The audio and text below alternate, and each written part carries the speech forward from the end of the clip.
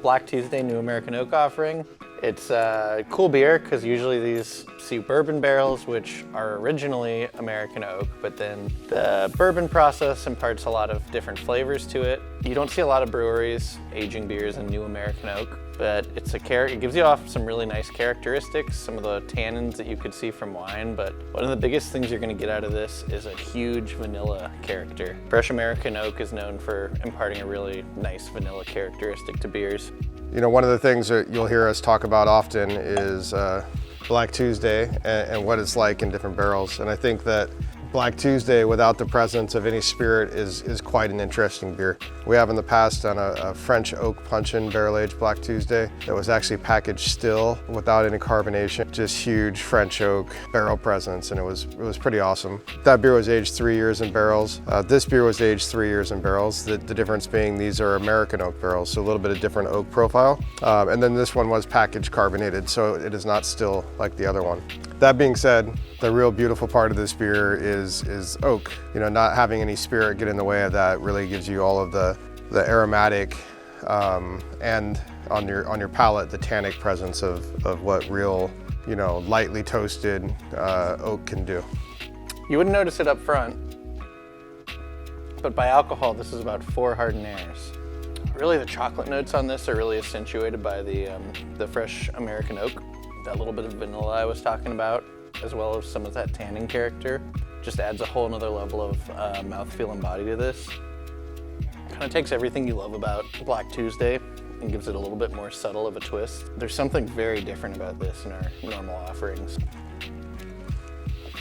God, it's really a good beer, but it's drying, and it has much more of a dried fruit presence than your normal Black Tuesday aged in bourbon would have. Honestly, it tastes more Belgian.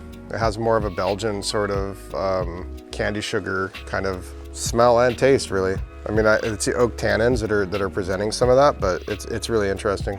If I was gonna, on a regular workday, pick this over our traditional Black Tuesday, as a novelty, this is really exciting. It's something that I'm excited to have. You know, we play with Black Tuesday so much, it's always exciting when something's new. But the level of depth that comes out of this is really special compared to our usual Black Tuesday offerings. And I think especially if you're a longtime fan, it's gonna provide something new and unique, more so than if you're just kind of jumping into this scene.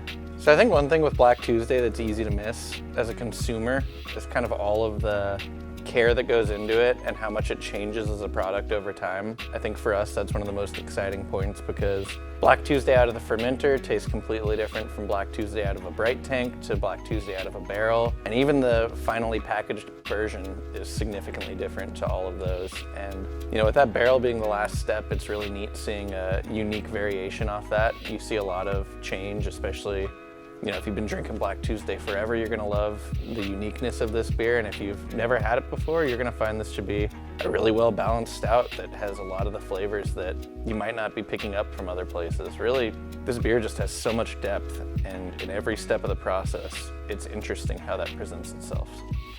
Anyway, if you really like Black Tuesday, and you like Black Tuesday done different ways, this American oak aged version is really, really good. It's gonna last for a little while. It's got all the tannins to kind of preserve it and keep it going. This beer is gonna have some life. Cheers. I'll tell you, this Scotch Barrel Black Tuesday it's my favorite. We've done some stuff with Scotch barrels over the last 3 or 4 years. Some might say a little too much. We got a really nice container of Scotch barrels and we had to fill them and we had to do some really good stuff with them. But this beer is subtly nuanced in a way that I think none of our Scotch barrel-aged beers have been.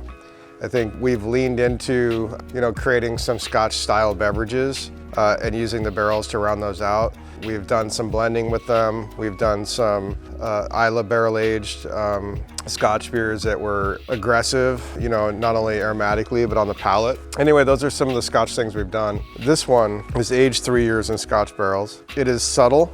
It's really interesting that when you smell it, you only get a faint hint of Scotch. You don't get the big Scotch nose that we've seen on several of our other Scotch barrel-aged beers. But where the beer really shines is in the taste. You get a uniquely Scotch-like beverage that I think the barrels have done their work perfectly in this beer. I think it's also, you know, slightly lower ABV than a lot of our Black Tuesday. I mean, you know, I'm proud to say that this one's under 18%, and I think it shows really well. And I think the Scotch element there is so smooth that, if there's one word I could use, it would be finesse. I just think this is a really beautiful Scotch barrel-aged beer. And although we've released a Scotch barrel-aged Black Tuesday a couple times in the last couple years, both Speyside and Islay barrel-aged versions, my friends, I believe this is my favorite one. Anyway, this is perfect for January.